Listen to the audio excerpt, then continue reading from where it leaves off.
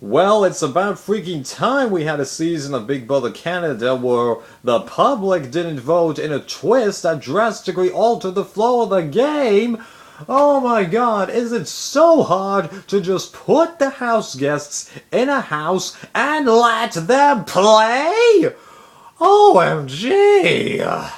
Anyway, so I actually did know that this season would be returnees versus newbies, but that was the only spoiler I had. I had no clue who would be chosen, so I thought that was a pretty interesting group of returning people that they brought back. You had a good amount of people that got far, but you had some earlier back people that were noted for their own characteristics or causing issues within the house, you know. Because, like, Aika, I was real shocked to see her along with Dallas. Yeah. And to be honest, I'd kind of forgotten a little bit about Netta, but Big Brother 2 has actually, Canada 2 has actually been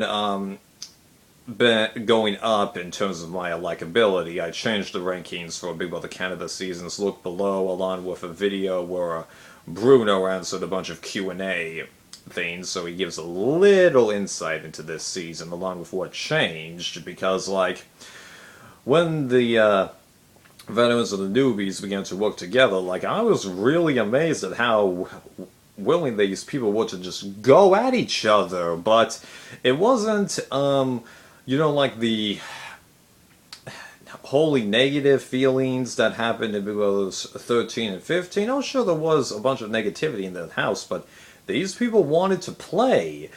And even though frequently, people ended up on the wrong side of things, I don't think that many people this season honestly disliked each other, although Netta did piss off a bunch of people, given how arrogant she was, but I'm going to touch upon a little bit more of that later, I hope. I've tried to make this video several times and it hasn't been totally organized. So when the people began to mix in, I honestly found I was rooting for the group of veterans that mostly wanted to work together, because at the beginning, it was Netta trying to get every veteran to stick together, along with reeling in Dimitri and maybe one other newbie. But that didn't work out so well, so then I found myself rooting for the six: Kevin, Bruno, Netta, Sin, D, Aika, and Dimitri. And like Kevin and Bruno, like I was real shocked that those two ended up working together so well, because Bruno brought up an interesting point. They were on opposite ends most of the time, but it was mainly because I wanted to see a little bit more from those two, because like all the other veterans, I felt like I had seen them, work pretty well, but Kevin and Bruno, they were playing pretty good games, but then two different twists just pulled the rug, right underneath them and cost them the game, which I really hated. So I'm like, yeah, let's give these guys an honest shot, okay? Give them an honest shot. And I actually ended up putting those two as my top picks. I just supported them, even though obviously I was supporting that whole alliance there. And it was real interesting to see how quickly people's fates, turned on a dime, because, like, the house kept debating between Mark and Dimitri all kinds of ways, until after switching 3 times, they finally decided to get rid of Mark. And then, like, Dallas, he implodes and tries to fix himself.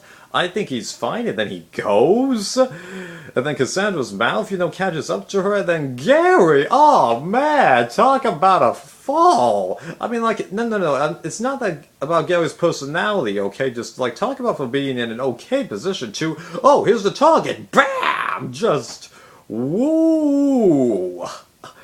I was just amazed at how much these people were just attacking each other, both the vets and the newbies. Because, like, yeah, those newbies, oh yeah, they were there to play. That was interesting. And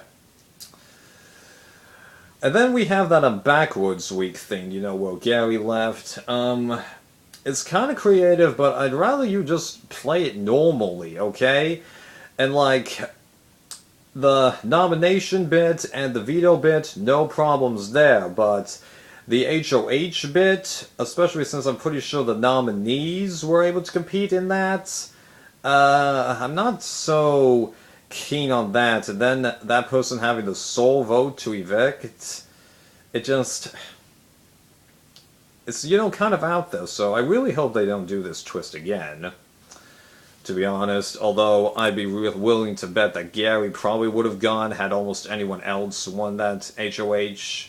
Well, anyone who actually had a chance of winning it, let's be realistic. Alright. And then, I forget exactly who was evicted, the last person before the jury. I'm not going to worry about that person, right. So then, we get the bits where Aika breaks off from her alliance with Dimitri and starts reeling in the newbies to attack the other vets. I do kind of get her reasoning, because she's like, the power is over here. These are strong competitors, but I've got a strong competitor right here, and these are the people, who I'm connecting with, that I actually want to help.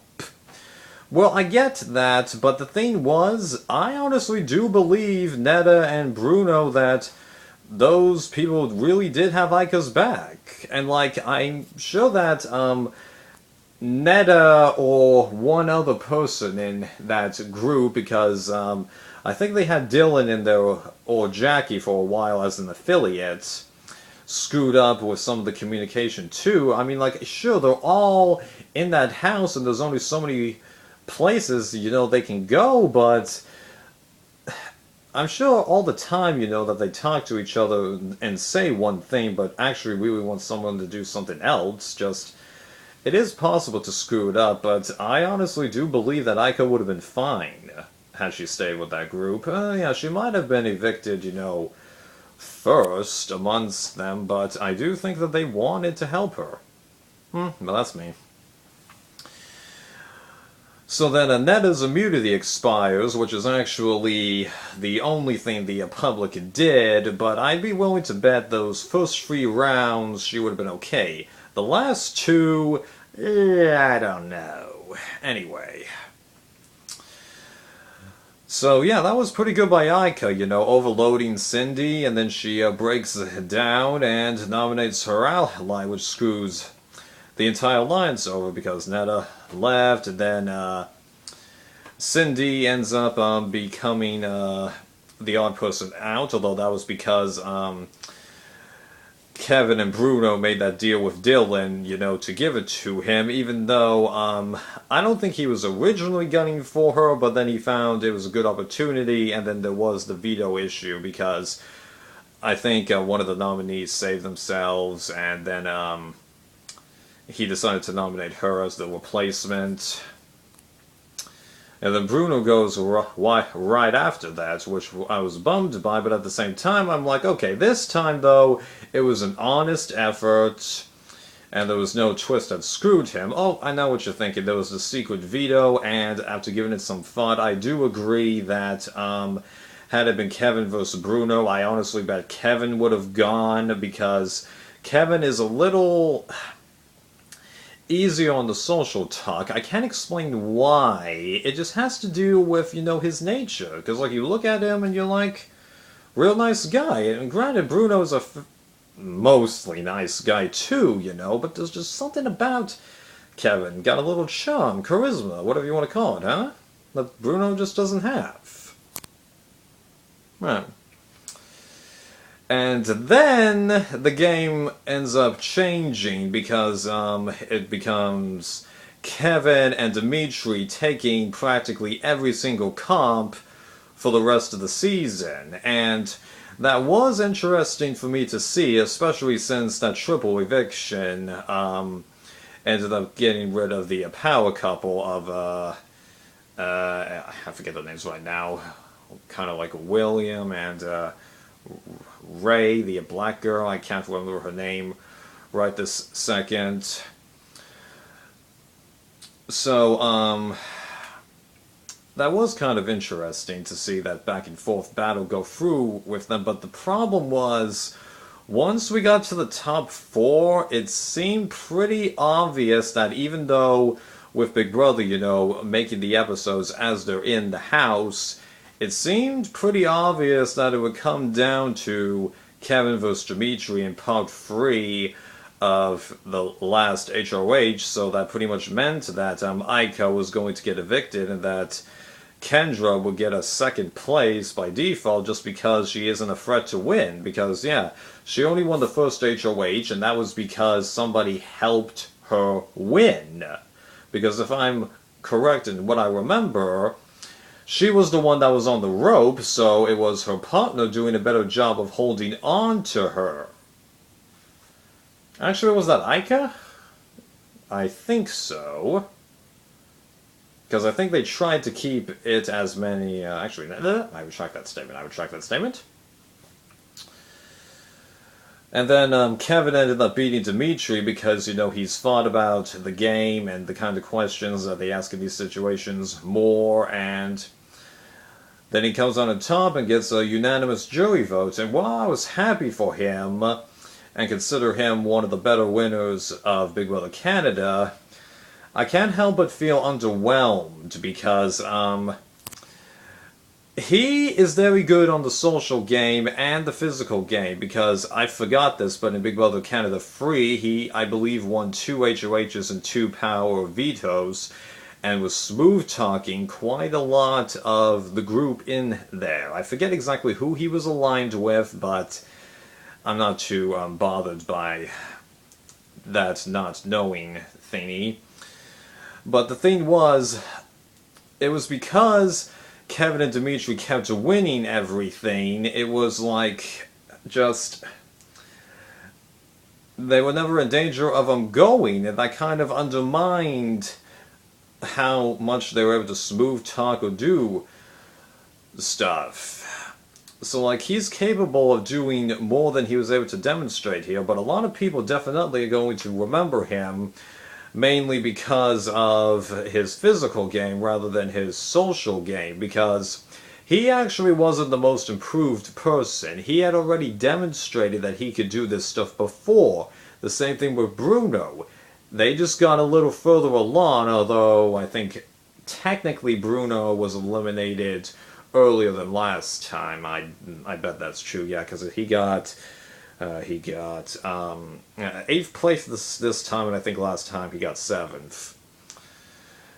Because, like, Aika, she was actually the most improved person coming in here, because, like, I didn't really remember her much, and I didn't really like her, but this time I found myself liking her, along with Cindy, actually, but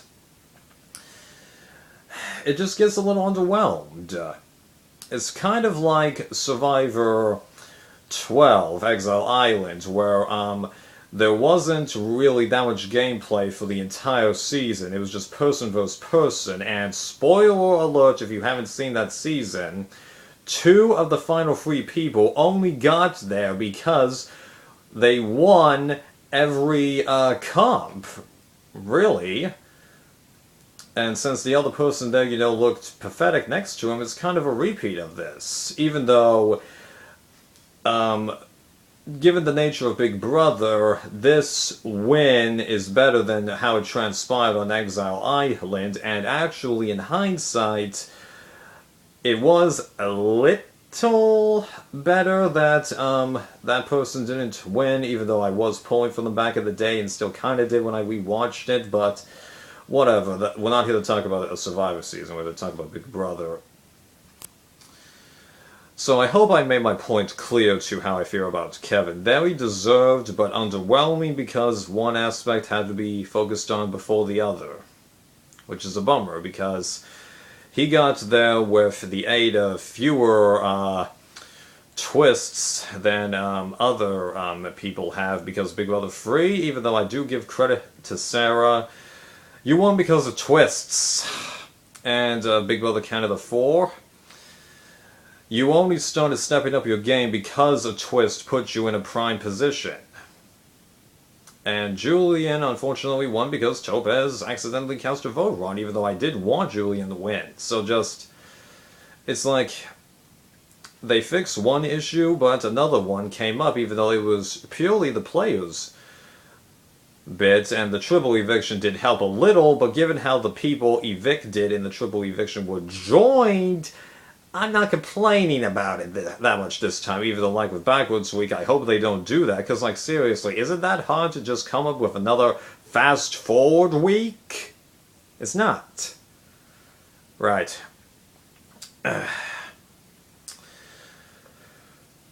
So as I said, look down below for my new rankings for this show, along with where I'm ranking this season, along with the Bruno vid, and I think this is the cut I'm going to upload for this video. I think I finally got it right.